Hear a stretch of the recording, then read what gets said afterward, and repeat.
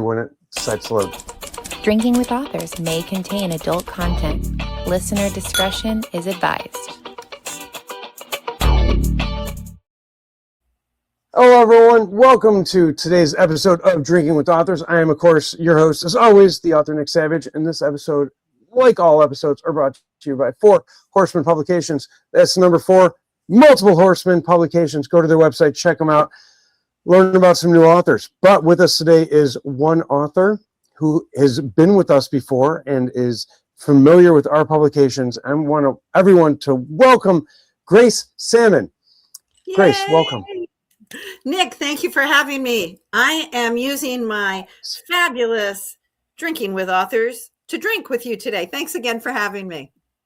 No, it is my pleasure to have you here. We were talking a little bit backstage, and you are so much fun, and I'm looking forward to this interview. So you have a book called The Reliable Narrator, and it's gotten a lot of attention, and it's building up some traction, and you've had some very interesting people review it and just kind of, but I'm not even going to do the book justice by being like, it's about friendship, because we made that joke backstage about some stuff going on. So tell us, give us the skinny on the whole book and everything, because it's so interesting. It's really taken on a life of its own, for which I'm very excited. So The Reliable Narrator is about Darby Small. She is a famed New York City ghostwriter, and she tells everybody else's story because she doesn't think she has one of her own, until the wildly fabulous Phoebe Zaslav of the Scranton Zaslavs, her lifelong friend, comes and says, it is time to tell our story. And we're running out of time because I am dying. And the story takes off from there. It's a story of great friendship and what it means to walk a friend into the arms of death, which sounds very heavy and is. I do love to make readers cry, but it's uplifting, and it's about, why does Darby not tell her story? And what is the story that they've hidden all of these years? So it's a story of friendship. It's a story of abuse, domestic violence. There's some wonderful sidebars in it with Leonard and Virginia Wolfe of the famed Virginia Wolfe. She and her husband are very much characters, which were incredibly fun to write. And there's it's a story of intergenerational families. And, that's like it should just be a whole genre, shouldn't it? No, it definitely should be a whole genre. I think I have 2 theories of thoughts on genres. 1, there's way too many subgenres, but 2, there need to be more subgenres. So it's kind of a very conflicting idea with that, because I'm just kind of like, whatever happened to like action adventure or then drama, and now there's like so many subgenres of each of them, but you almost need them. So I think the intergenerational dramas needs to be, a subgenre like that. But I have a question for you, because you wrote Virginia Wolfe. You wrote real people into your fictional work. Yes. Now, clearly, we were not like buddy buddies. You were not buddy buddies with Virginia Wolfe and her husband. How did you write them? Like, did you do some research in them, or are you just going off kind of what you know, or did you make them up all together with the third kind of like, they're going to be like, walk us through that process. Well, I love doing research, but truly all they were going to be was a picture on Darby's desk. Virginia Wolfe's most famous book is A Room of Our Own, right? And it's her story of saying a woman really can't write unless she has her own space. And I wanted Darby to be grounded by Virginia Wolfe and that book. So I did write in that she was away when she was a young woman in college, and she found an original, like buried in a bookstore. So all that was going to be was that book on Darby's desk with a picture of her and Leonard. And then, as you know, as an author yourself, sometimes the characters just start talking in your head. And that's exactly what happened. I was sitting there having Darby be all perplexed about what to do. And all of a sudden, Virginia and Leonard started talking to her. And they grounded her, but they challenged her. And because, of course, they're English, they're very droll. Their sense of humor is incredibly dry. But then as I began to write their story, I did more research into Virginia. First of all, this is something many, I think, of your listeners are going to love. Virginia Wolfe was self-published. didn't have a big publishing house. She published Sigmund Freud. She published T.S. Eliot. She and her husband, Leonard, literally bought a printing press, put it on their dining room table, and were publishing these famous people. So that began a whole nother, this is going to be fun. So then they don't talk throughout the book, but they talk at certain periods in the book. And almost always they propel the story forward, they ground you, and they make you laugh out loud, even though Virginia Woolf has, a very tragic end. Yes. Now Virginia Woolf also has a very, I don't want to say unique, but distinctive writing style. And I don't want to say unfortunately, I love Virginia Woolf's writing. I've been compared to her because her writing is her sentences, one of her sentences could be 3 sentences, but the way she writes them, it makes sense to have these ultra long sentences. Yes. Do you have her speak like she writes, or does she speak far more succinctly? She speaks far more succinctly because I didn't want her to be a central character. So she's very, I think, as the British would be, more tight in her sentence structure and in her conversations.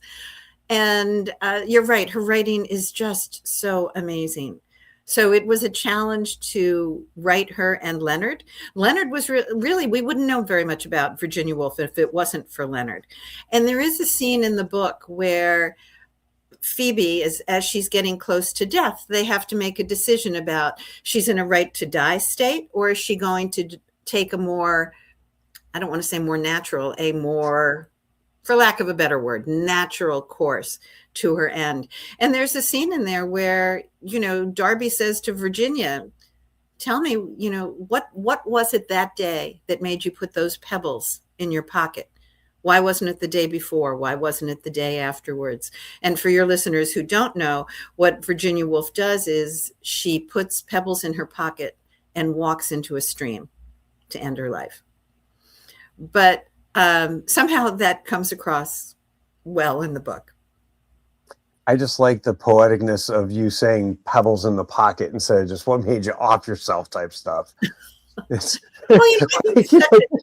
is the first book I've ever written which has trigger warnings, because I think it's important for people to think about and talk about abuse, domestic violence, and suicide in very careful ways. And that was something I never wanted to make light of, but also never wanted to push in people's face. We talked a little bit just now in terms of genre, and we talked a little bit more about it in the green room.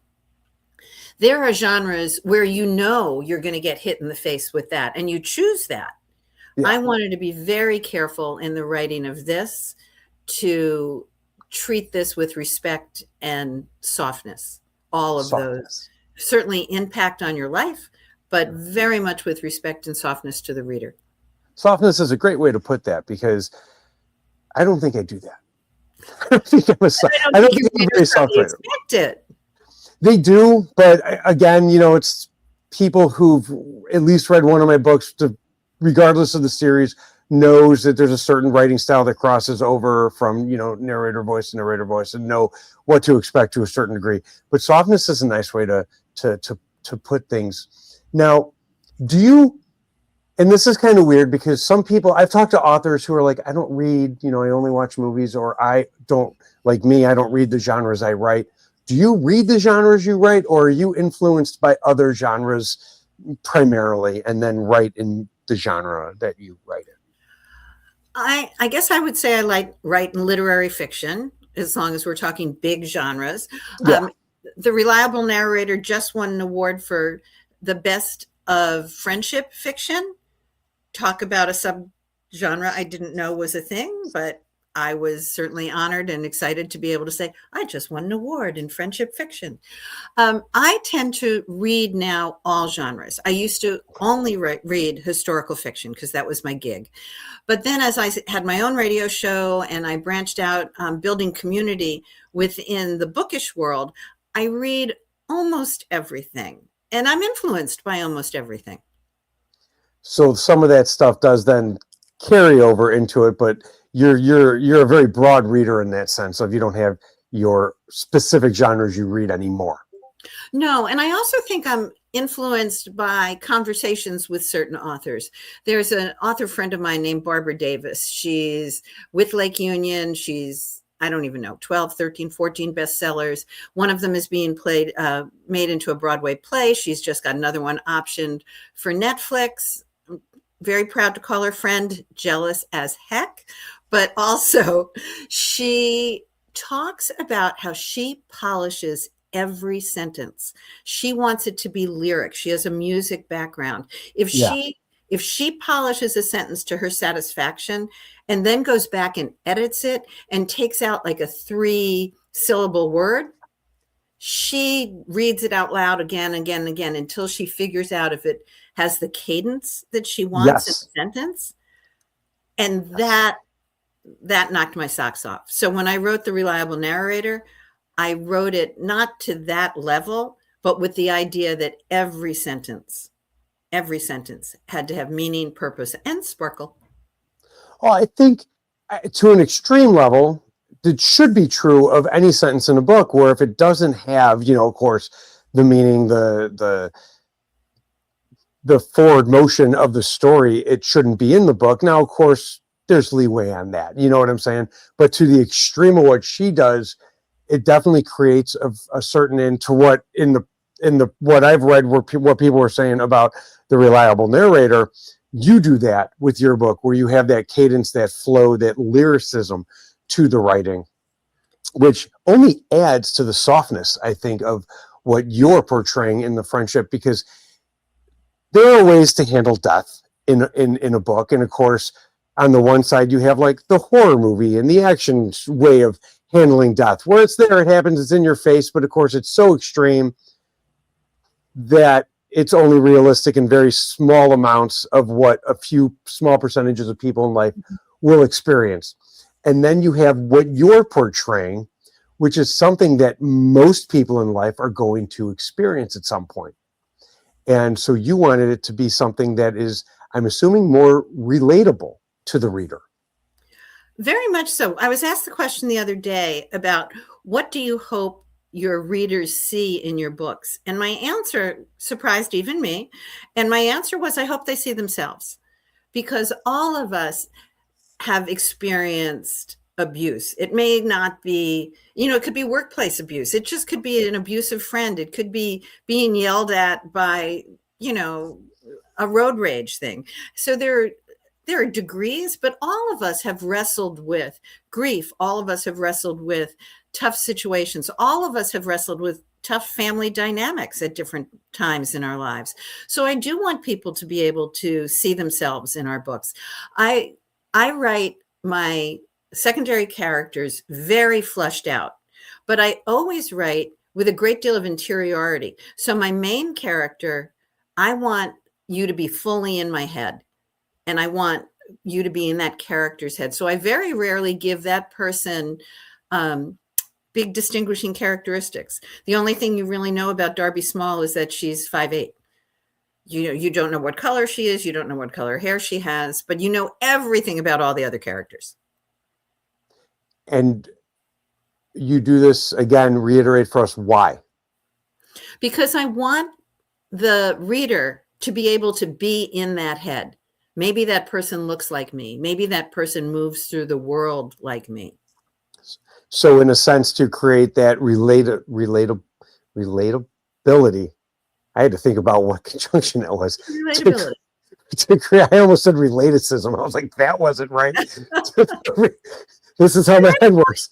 Yeah, it's a good word. I want you to be in their head. I want you to be able to view the character through your eyes, through their eyes. It's interesting because when I came out with my first book, The Eves, it was not, which came out 6 years ago, my first novel. I've written 8 books. So Reliable Narrator is book 8, but I write fiction and I write nonfiction. So when I came out with my first fiction 6 years ago, there was a lot of talk about, first person narratives are not popular. Now you see it all the time. I love reading and writing first-person narratives. Me too. The book I'm reading right now is actually first-person narrative, and I only got a chapter in. I was tired, but it's Everyone mispronounces the last name, a Chuck Palahniuk book. I think it's actually pronounced Palahniuk.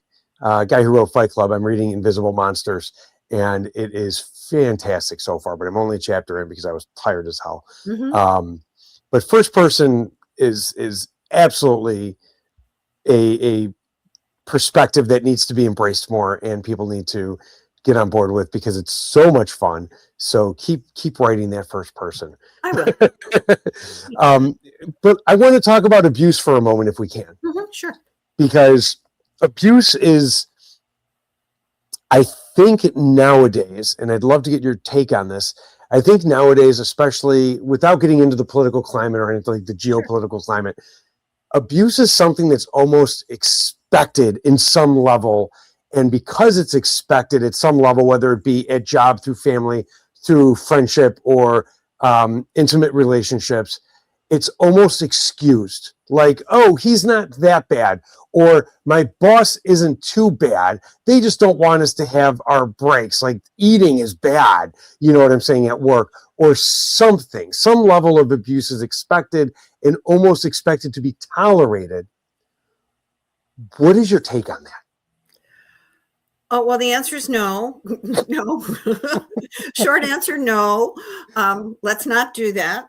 I like to live my life trying to understand others, but I also like to live my life being kinder than I may need to be, or kinder than I need to be at the moment, to raise other people's voices up, which I think I do, hopefully in all aspects of my life, but certainly in my work. So abuse happens. I don't think we should ever expect it. I think the hard part, though, Nick, is calling it out. You know, And how do you call it out for yourself? Because a lot of what I write about, particularly in Narrator, is claiming your voice. So how do you call out abuse? How do you claim your voice so that that doesn't happen again? I also like to talk about what happens afterwards, because many times in the world of abuse, and I've experienced abuse, but in the world of abuse, I think that it's not only the event or events, it is the aftermath. How were you treated? How did others react to it? Did you tell your story at the time? Were you believed? Were you not believed? Did you get the physical and emotional supports that you might have needed? So I think that it's a mistake. I think this is true. Not I think this is true. It is a mistake, in my opinion, to think of the abuse as a single event, because when you've experienced abuse, you then look at the world through a different lens, and you are, in my opinion, forever changed. And what I mean by that is you make different decisions based on what your situation was. yes. So let's say you were mugged in an alley. You're going to make decisions perhaps for the rest of your life not to walk down an alley. Yeah. That's a simple one, right? You may have been given the message as a child that you weren't worthwhile for some reason or another. It is very likely then that you are going to make decisions that reinforce that, because you were told that, so you relive that. So you may make bad decisions about relationships or jobs. And I want to make it really clear that I'm not saying that that means you're responsible for everything that happens to you after that. I'm just saying that it's really important to understand that. There's a line in The Reliable Narrator about turning your scars into stars. And that's something I very much embrace. But I also realize, and there's a snippet in the book as well, that talks about not everybody can do that. Virginia Wolfe couldn't do that. Yeah. And that was an interesting part and a big surprise to me, because I was very close. I was probably 3/4 of the way through the book, and I wanted to go back and find out something about Virginia. And there's a whole section of research about she lost her mom very early. Her sister stepped in and started raising her. Her sister died 2 years later. And then she had stepbrothers who abused her for years. And that was, to me, jaw-dropping because I didn't know that. No. It's I didn't know that either. I just thought I knew about the abuse, but I didn't realize who it was from. You know what I'm saying? It was just kind of a vague abuse. I always try and, in social media nowadays, I'm going to get to my fucking thoughts eventually. In social media nowadays, everybody kind of, any side of an argument, good or bad, left, right, top, bottom, doesn't, everyone's kind of echoing the same sentiments over and over. And I'm always about trying to move a conversation forward to the next step. And there's two parts I have for you because you are clearly an intelligent lady. Thank you. When it comes to abuse, there are those people that are like, well, I was abused as a child and I turned out fine. So it doesn't matter if I abuse my kids. And outside of saying, well, clearly you're not turned out fine if you think it's okay to abuse a child, how would you move that conversation forward to not just be like, well, you're wrong, and get them to understand that? And this is not meant to be a on-the-spot question. This might be something that you're just not prepared to answer. This is kind of deep. Well, thank you for your sensitivity to that. Yeah. I think because of the nature of your show, I can tell you that in my head, I may be thinking, excuse me, what? There may be many things going on in my head if I was in the room with that person. Yeah. But those things, I think now I have learned not to come out of my mouth right away. But I would frequently start the conversation with, and this is a great sentence, and I learned it from somebody I hired years ago who's truly a brilliant woman. And the sentence is, help me understand your thinking on that. Ooh, help me understand your thinking on that. I'm saying it again, and I'm going to say it a third time. Well, I'm going to say it a second time, but it's going to be said a third time. Help me understand your thinking on that. Because anybody who's listening, that sentence is beautiful because it's broad enough to be used in any situation. And you can be thinking in your head, I don't understand one word of what you're saying. You're absolutely in an altered state. You're a horrible human being. You can have any thoughts around that. But if you communicate it with, help me understand your thinking on that. And then always it's great when you follow up with, how's that working for you? Or how's that working for your child? Those are always good follow-ups. But I'd like to at least try to, I'm big on building common ground. Yeah. And build on collaboration. And even though, I may be secretly texting Child Protective Services while I'm having that conversation, I'm at least going to start it there. Because, there's a great saying, you may have heard it, hurt people hurt people. Yes.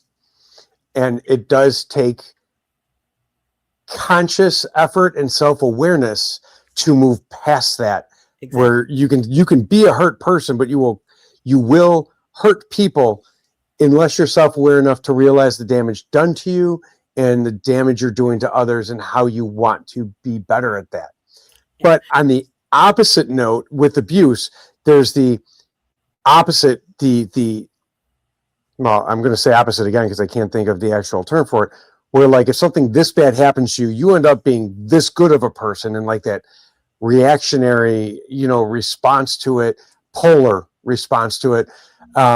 Because there's actually a influencer, whatever you want, a personality I follow who went through this mass abuse as a child.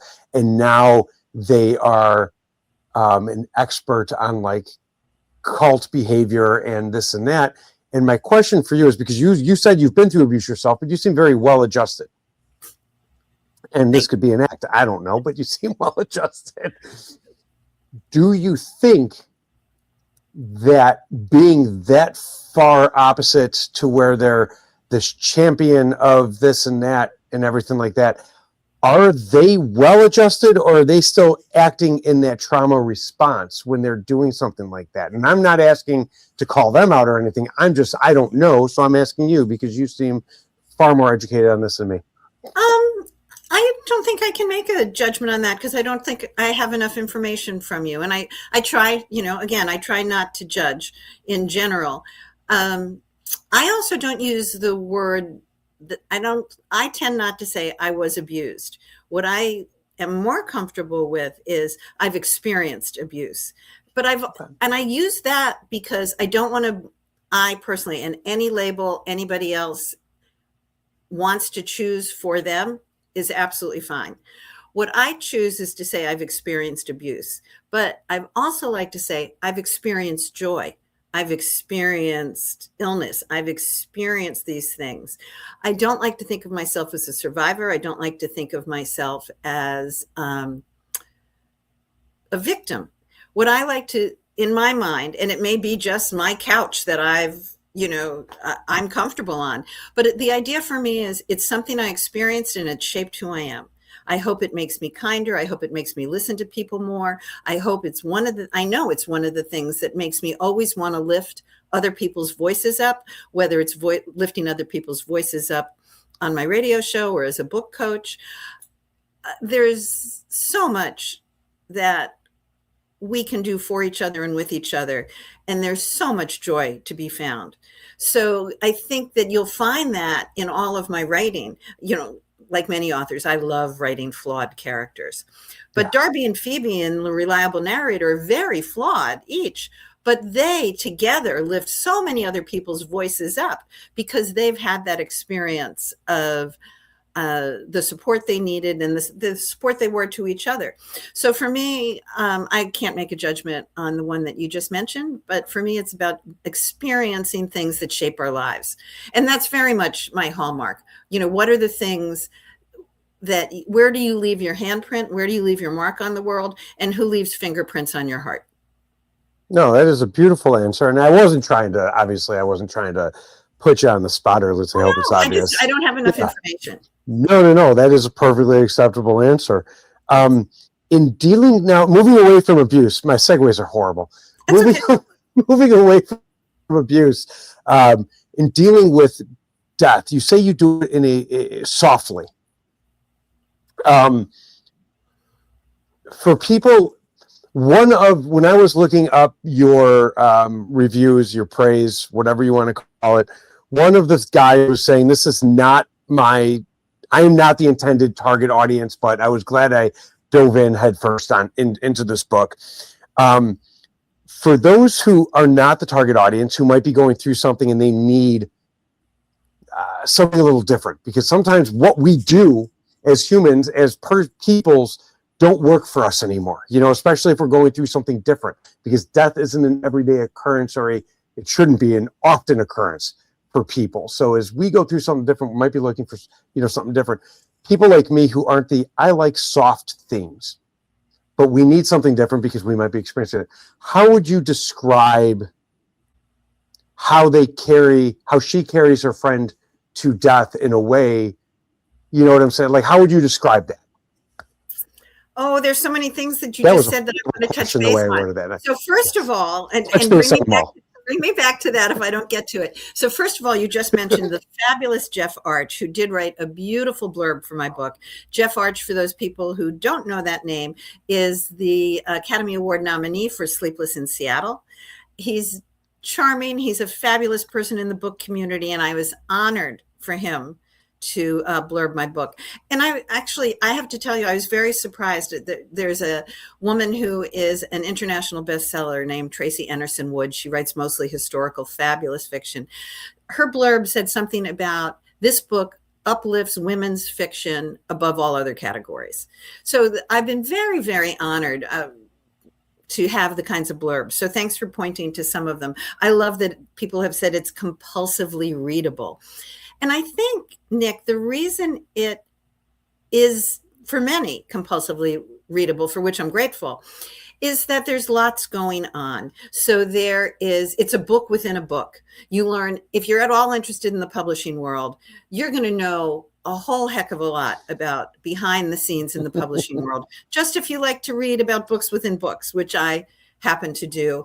And because I do so much book coaching, and I've been indie published, self-published, hybrid published, and trad published, I wanted to throw all of that in there.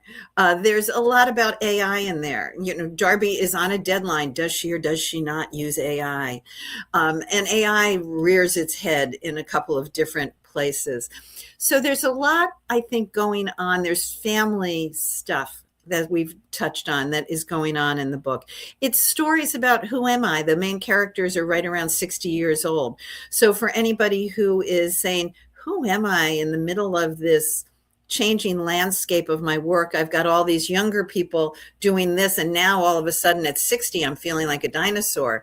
So I think there's so much going on in the book that I wanted different people to be able to hook in at different parts. In the way that I walked Phoebe and Darby into death, you know, I'm going to kind of touch on romance a little bit. I don't write romance well. Yes, I don't write well. I really don't. In my first book, The Eves, there's a relationship building probably from the end of chapter 2 to between Roy and Jessica, the characters in that book. And that relationship is building, and they should have so hooked up probably in chapter 10. And I just kept pushing it back and pushing it back because I didn't know how to write the scene. I did not know how to write that scene. It's strange. Yeah. Writing those scenes are strange. Just to interject for a second, but they're a little different. Yeah. And I wrote it very, I love the love scene in The Eves. I really, really love it. If you want tawdry hot, you're not getting that. You're getting soft, gentle, fabulous, good sex, but much softer. And I think I did that with The Reliable Narrator. There's actually a scene in The Eves where I knew one of the characters was going to die, and I didn't know how to do it, so I just had her get hit by a truck. So that wasn't as soft. But in The Reliable Narrator, That's wonderful, by the way. I just love it. Get hit by a truck, done. I love it. Yeah, just, okay, we need to offer walking down the road, smack. So that was a little harsh. My readers thought that might have been a little harsh. But in The Reliable Narrator, I've been a hospice volunteer for years. So I have walked people there myself multiple times. As we are talking today, we just buried my brother-in-law and my sister-in-law within the last week. So oh my God. Thank you. No, it's a journey for sure. But I wanted there to be all the things in what I would call a good death. You know, the time to talk, the time to say thank you, the time to ask questions, where The Eves is very much in part a story where you're faced with the questions you wish you could ask your parents if they were still present to you, and tell the stories you would want to tell your children if they were ready to listen. So that is part of what's going on in The Eves. In The Reliable Narrator, I wanted Darby to have that time with her mother where she could ask the questions she had never asked before. So Darby's 60, her mom's 82, and there's this crescendo of a scene where Darby confronts her mom about, why didn't you protect me better? But in the death part of it, I wanted Phoebe and Darby to have those sweet moments of, do you remember when we did this at summer camp? And what's going to happen to Phoebe's kids? And are they going to get to write this book within a book to a stage that Phoebe feels comfortable as she leaves us? So again, it was soft, but it's very real. So here's my wording and my questions are sometimes so wonderfully succinct. Humor in death. And it sounds like a horrible thing to say without understanding what I mean by that. But when people are terminally ill or chronically ill, or, they closer to death, they develop this strange kind of sense of humor, not even a morbid sense of humor, but it's a very unique sense of humor that I think I've only ever experienced with people who have dealt with either chronic illness, terminal illness, or were close to dying from something. Yeah. How did you approach that with, that character? Well, Did you Phoebe, approach it, or did you? well, I think so. And I think that's a really interesting insight. It sounds like you have lots of experience around death and dying, and lots of sensitivity around it. So first of all, Phoebe is just naturally hysterical. She's larger than life. She drives a bright pink Jeep. She wears pink boots, pink PF Flyer running shoes. She's just a very funny woman. So she is funny that way. But I also think you really realize when you're in a situation like that, what's important. So everything that you thought was important yesterday, once you are clearly on the path, becomes far less important. What becomes important is the relationships in front of you. I think honesty becomes very important to you. And honesty, for me, it's really an interesting theme. You said before that you don't always ask your my words, not yours, but you were implying that your questions weren't always brilliant, but you have a brilliant mind. I find it interesting that it took me the 2 novels I wrote and starting my 3rd to realize that honesty is a key theme for me. In the first book, Jessica is hiding behind multiple lies. She is not being honest and authentic. In The Reliable Narrator, Phoebe and Darby become more and more authentic as the story continues. In the book that I'm currently writing, that's when it just hit me in the face. The book is entitled Honestly David. And I was like, oh, honesty. I guess being honest is a thing I wrestle with, being honest and claiming your story. But I do think there's a humor in it. And part of it is to break the ice, right? Or the tension, if you're doing that. And I don't think anybody in my family would be upset for me to share this. But we were several weeks ago, it's all a blur, maybe a month ago, we were up in New Hampshire, and we, as a family, were signing my brother-in-law into hospice care. And everybody was, he was very, very conscious, and we were sitting around drinking, sharing a Manhattan with him. And the hospice worker had left, and my brother-in-law said, oh, well, that was fun, and it just somehow broke the ice. It made it real. And we decided to take a family picture, a family selfie at the moment. And while I was shooting the picture, so how frequently you say cheese. Yeah. Somebody said, say hospice. And it was exactly the right thing. But that's definitely, that's the humor that I'm talking about. Like, if you weren't in that situation and you were just like at Disney World and we're taking a picture and someone said, say hospice, that would be so crass and out of place. But in that situation, it makes sense. And may I share a story with you, a quick one? Please. When my grandmother was in the hospital on my dad's side, she was sharp as a marble. But in the end, she started to go in and out. But when she had her moments of lucidity, it was sharp as a marble. And she was sleeping. We go to see her. It was the last time I ever saw her. And we walk in the room, and I say, hey, Grandma, we're here, blah, blah, blah. And she says, I know, I felt the room shake. I knew your dad was here. And it was her kind of humor. My dad's a heavier guy. He's lost a lot of weight, but he was like 315 at the time, heavier guy. And so she made the joke about feeling the room shake.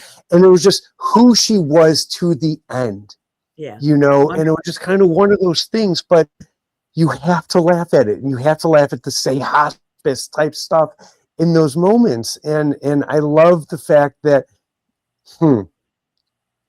I love the fact that you understand what I was saying about death being funny. And you know what I'm saying? Humor in death, not that death is funny, humor in death. And thank you for being able to say that what I said with my words, because I definitely, sometimes when I go to form a question, because I don't get a ton of prep time, and I do it on purpose because I want to keep it very casual. I get half an hour before I interview anyone. I find out who I'm interviewing, and I have that much time to look them up and do these things. And I do it so it can be a little more casual and less like prepped. Because as you know, even when you're given prep questions, sometimes that gets changed and the 6 to 7 minute segment gets cut. Thank you for sharing that story with me, Nick. I appreciate that. No, it's death is something we will all experience, and hearing other people deal with it in ways that isn't always doom and gloom, I think helps. And, you know, you think about the after death things, you know, parties, celebrations, wakes. It's all about telling the stories, and there's a lot of tears there, but there's a lot of laughter, right? My family is mad with me about how I want to be treated after I die. I'm sorry. Because, well, my family is very much get buried in a cemetery or get cremated. And I'm like, getting cremated just burns energy and creates, you know, carbon. I honestly just want to, and it's weird. I want to be dropped in the ocean and fed to sharks. Okay. And I know that's strange, but I'm dead. Use me. I'm going to be a lump of flesh. Use me to do something better, you know, and feed something with it. And I know that sounds strange, but it's one of those things. Either that or Weekend at Bernie's. Something fun. For you, I'm going Weekend at Bernie's. But maybe, you know, you could do both. A quick weekend at Bernie's. You'll still be fresh enough to go to the sharks. See? Thank you for understanding. Because my wife's like, it's illegal to do both of those things. And I'm like, yeah, but we'll be old and you won't care. What about, and I had two friends who did this, you know, they got wrapped in shrouds and buried in the ground to plant, you know, to nourish the ground. I kind of liked that. I would do that. And there was a thing for a while where they would use you to plant a tree. Yeah. And you would become a tree. And they found that the bodies weren't decomposing. Oh. It was a whole thing. Rethink that plan. Okay, I'm going to go with Weekend at Bernie's for a short period of time for you while you're still fresh, and then to the sharks. Now, you seem like a far more down-to-earth person than I am. I'm assuming you want something a little more traditional in the end. Oh, you know, I'm a little older than you too. And you know, my thinking is changes on this all the time. My parents were buried in a cemetery on Long Island. They thought, oh, nobody's going to be with them. So I promised them I'd go there, but that's not feasible. I live in Florida. At the moment it's cremation, but my mom was cremated. Right now it's cremation. I probably have to rethink my carbon footprint now that you mentioned it. Dang. I honestly don't know if there is a lot of carbon release. Like, this is just my thoughts as you're burning something. No, it's gotta be. Oh no, for sure. But we also buried my brother-in-law in a beautiful, beautiful cemetery that goes back to the 1600s and overlooks a beautiful body of water. And I love old cemeteries. So the idea of somehow spending eternity in this beautiful place, I don't know. No, trust. I understand, because like if I have to do something a little more legal, I wouldn't mind like one of those crypts, you know what I'm saying, where like you can walk into the crypt, but don't put me in the wall. Just like mummify me and put me on a throne. Okay, we can do that. Like, it's death. Like, to me, death shouldn't always be sad. You know, like you have the celebration of life that, you know, like you were saying, after the burial or whatever, you have the celebration of life and the wakes and stuff. And they're sad because obviously you're there for, you know, someone who passed away. But on the same note, they should also be fun and a day of remembrance and everything like that, because I think people are kept alive through the memories of those who knew them. So let's have it be a fun memory, I think. Yeah, and took everything I know, maybe not everything I know, but a lot about what I know about this subject, threw it in the narrative. And the reason I did that was because there are so many things. There's a Jewish expression that is something along the lines of, may their name be a blessing. And someone is never really dead until somebody stops speaking their name. Yes. And I love those two things that I borrowed from my friends who are Jewish. And there's also a tradition, I don't think I put it in Narrator, but I'll probably put it in my next book. There's, in the Jewish tradition, there's something called a yurtzeit. And it's the anniversary of someone's death. And you light a candle. And it's a candle it's a special candle. It burns for 24 hours. And you light it and it burns for 24 hours. And I do that for my parents every year because it helps me. I may remember in the morning that, my dad died April 3rd, and I'll light the candle, but it's not like I'm thinking about him all day. But when I walk through the kitchen, I'll be like, oh, Dad, Yeah. so I think that there are different traditions that we can, without what is it, co-opting somebody else's culture. I think there are things that we can embrace with respect and make our own. That is wonderful. And that is a beautiful way for me to end this in a very abrupt segue. And before we do, though, I need to know I need to have a moment of shameless self-promotion from you. Where can we follow you online? Where can we buy your books? Where can we hunt you down in real life to have you sign them? All that fun stuff. So you can find me at gracesammon.net. If you're watching this, you can see that across the bottom of my picture, gracesammon.net. You can find out all the cool things. You can listen to playlists. You can download recipes. You can invite me to your book club, which I would shamelessly promote myself to come do, or talk anywhere you would like me to speak. I speak on so many different issues and have so much fun doing it. And you can find me on Facebook at grace.sammon. There's also my Grace Sammon Writes on Facebook, but like many authors, we don't play there.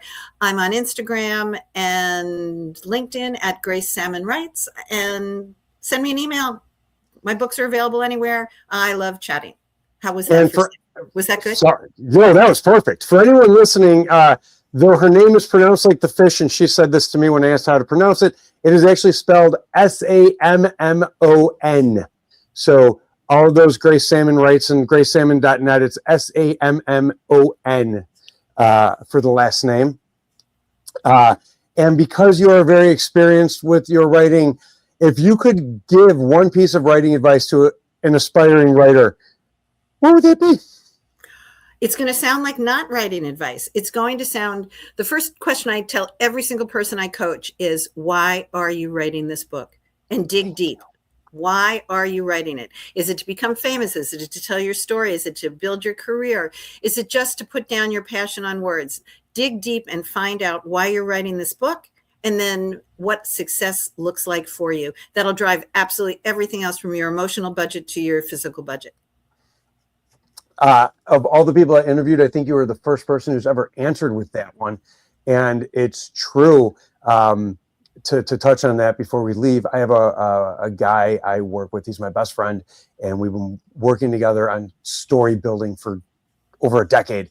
And when we first met, he was like, "Why are you doing it?" And I used to take it as kind of a gotcha, like, "Oh, you won't be able to answer this, and they're going to say you shouldn't write." And that's not why anyone asks that. But if you can't answer that question, you're not going to be able to write an authentic sounding and an authentic feeling story, because you don't know why you're writing. And I love that you brought that up. And you may have, the answer is going to be different for every book. I write fiction for a different reason than I write nonfiction.